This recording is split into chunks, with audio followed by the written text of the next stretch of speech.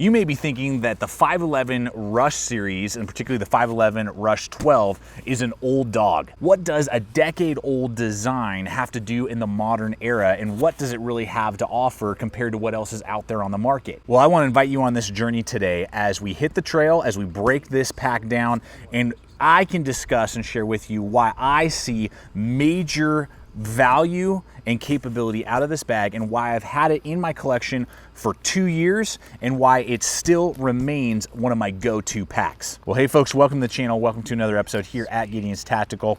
Really looking forward to explaining to you today and showcasing this pack to you, now having had it in usage for almost 2 years, and it is something that I heavily rely on in especially a particular scenario, and I really believe it is reliable and something that you should consider as well if you're looking for this kind of compact, do-everything pack, for a couple reasons, 3 reasons in particular. And they are price, durability, and layout.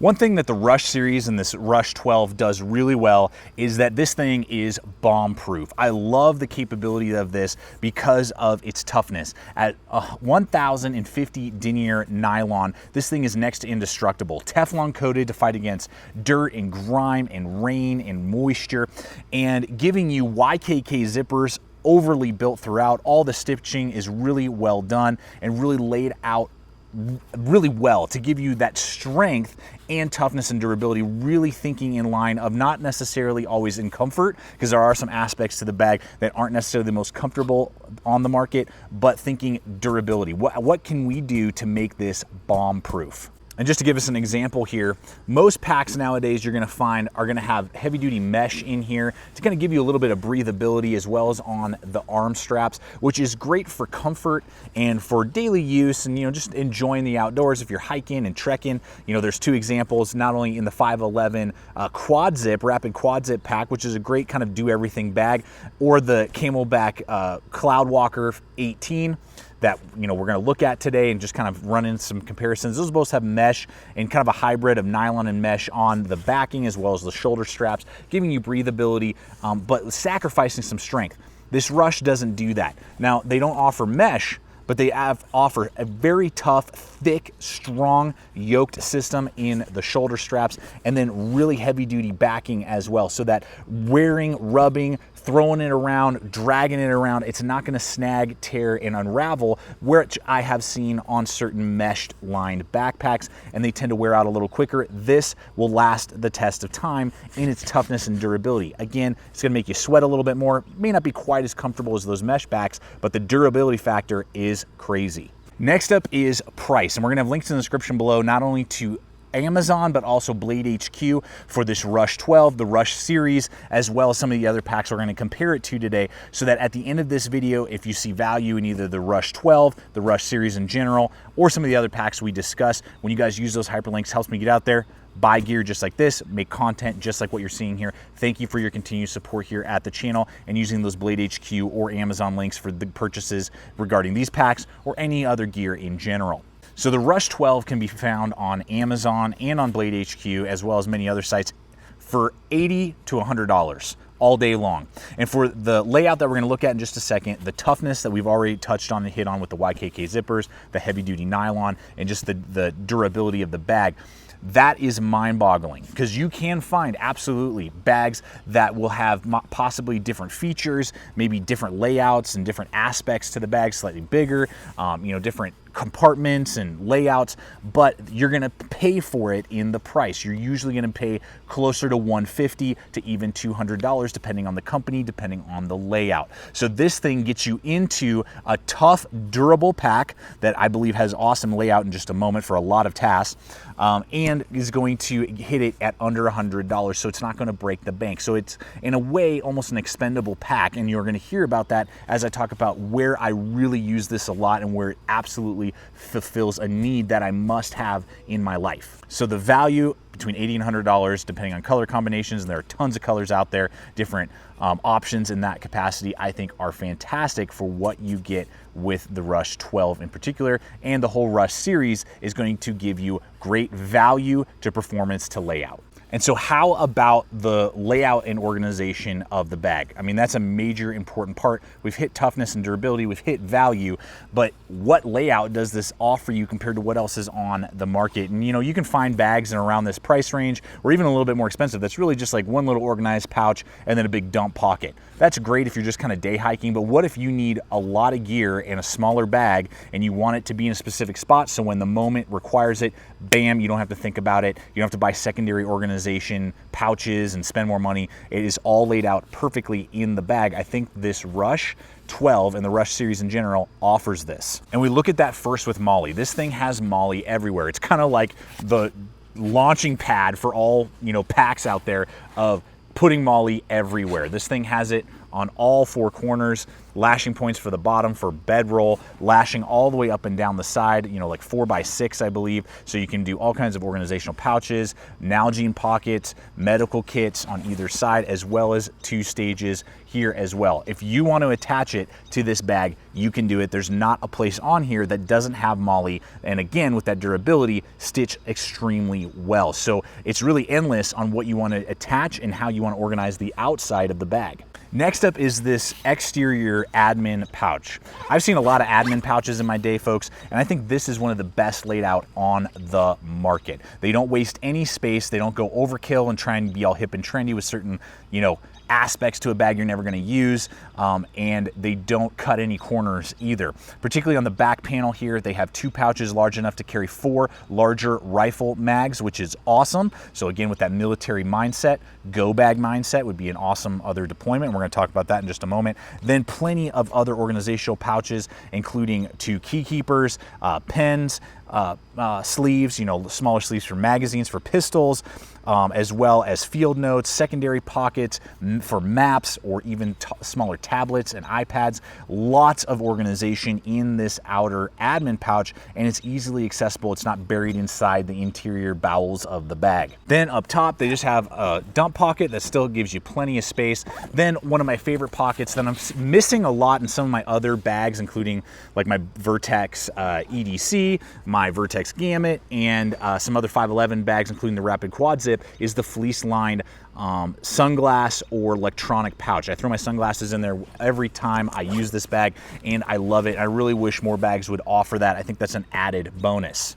Then if we open these compression straps, which work really well and are located in a perfect align to give you the maximum amount of compression when needed, is the interior of the bag. And the interior of the bag is killer because not only do they have 2 large mesh pockets, so I can see what's going on inside here, organizing it with regardless if it's a medical kit or just other supplies, so I don't have to open it up and dig around and rummage around to try and hope to find the right item that I'm looking for. I can see through the mesh, see exactly what it is, giving me not only a computer compartment for smaller computers or a water bladder compartment right here with an elastic cord, as well as dual port capability that I can not only carry a water bladder on the interior of the bag, but I can also carry a water bladder on the exterior of the bag as well. And the port is ambidextrous, working in conjunction on either side. So you could actually carry like 2 100-ounce or 2 70-ounce bladders and have tons of water all day long, which is a huge selling point. One other aspect to the bag as well is that the rigid polymer sheet that goes in here to give it the rigidness that you would be looking for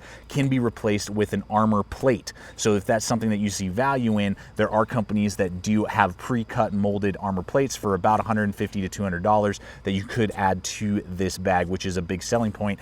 And so they really thought this bag out well with that really nice admin pouch, the exterior 2 pockets for glasses as well as just other organization, then these 2 mesh pockets, the sleeve in here, and then giving me still tons of space for larger items that I can really work with the 21 liters that they have offered to me with this design, and have never sat there with this bag and go, man, I wish that they had designed this differently or that differently, except for one thing. And I would really love to see this happen in another rendition of the design, is giving 2 pouches on the interior sides here for Nalgene bottles. If you run bladders, this thing is awesome. If you run larger Nalgenes, it works really well and will absolutely handle those 48 ounce Nalgene's that I use a lot of the time, or you can put one 32-ounce Nalgene and it works perfectly kind of down here in the bottom, but they just tend to roll around.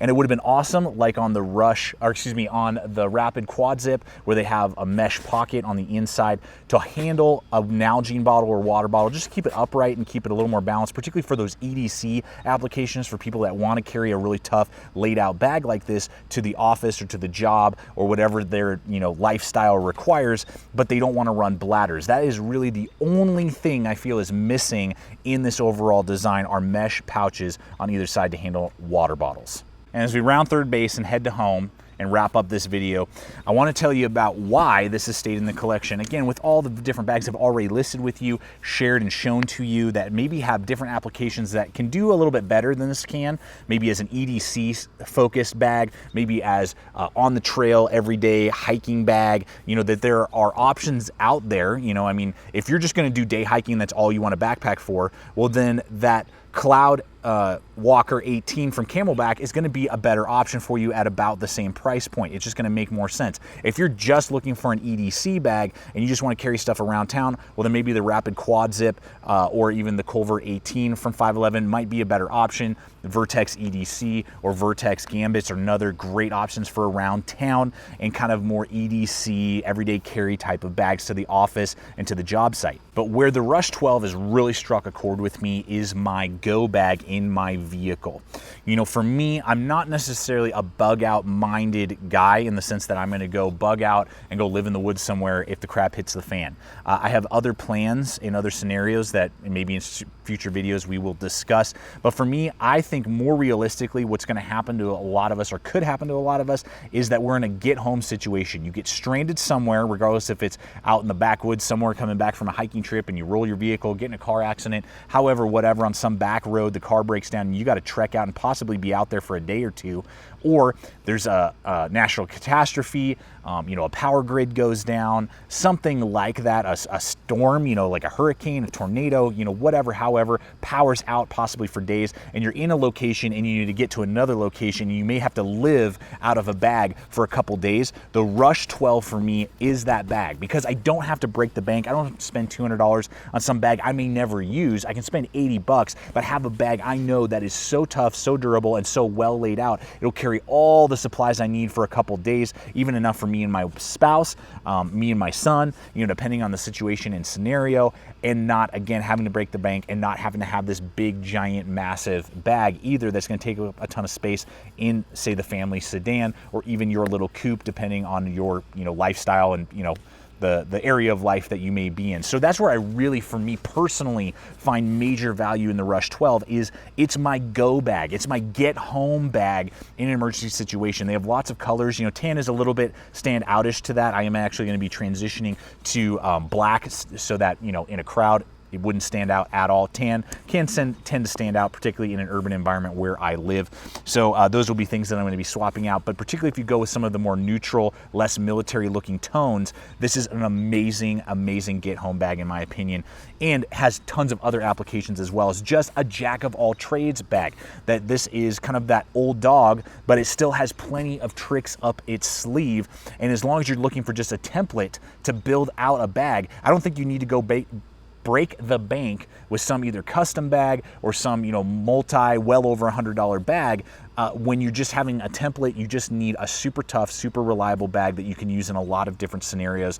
The Rush 12 does offer that and is going to be doing that for years, I believe, to come. And again, I would just love to see that little rendition of water bottle pouches on the interior for an added option for those of us who would want to carry this around town and not have our Nalgenes flopping around inside the main compartment. Other than that, folks, totally dig the bag. I hope this video and this walkthrough has just shown you why I like it, why it connects with me, and why I'm going to continue to use this Rush 12, and where I absolutely see major value in the design. So I want to thank you guys so much for coming over today, checking out the channel. Please subscribe, comment, like, share this video. Love to hear you guys' thoughts. Any questions you have about the Rush 12, the Rush series in general, or just other concepts we've talked about in this video, I'd love to answer them in the comments below. If you're not a current subscriber, I'd invite you to become part of the GT family and subscribe. We're throwing up videos like this every single week. You current subscribers rock. You're awesome. Make sure you hit that bell icon next to the subscription button so make sure that's in the news feed. Check back back week after week, even if it doesn't show up in your news feed.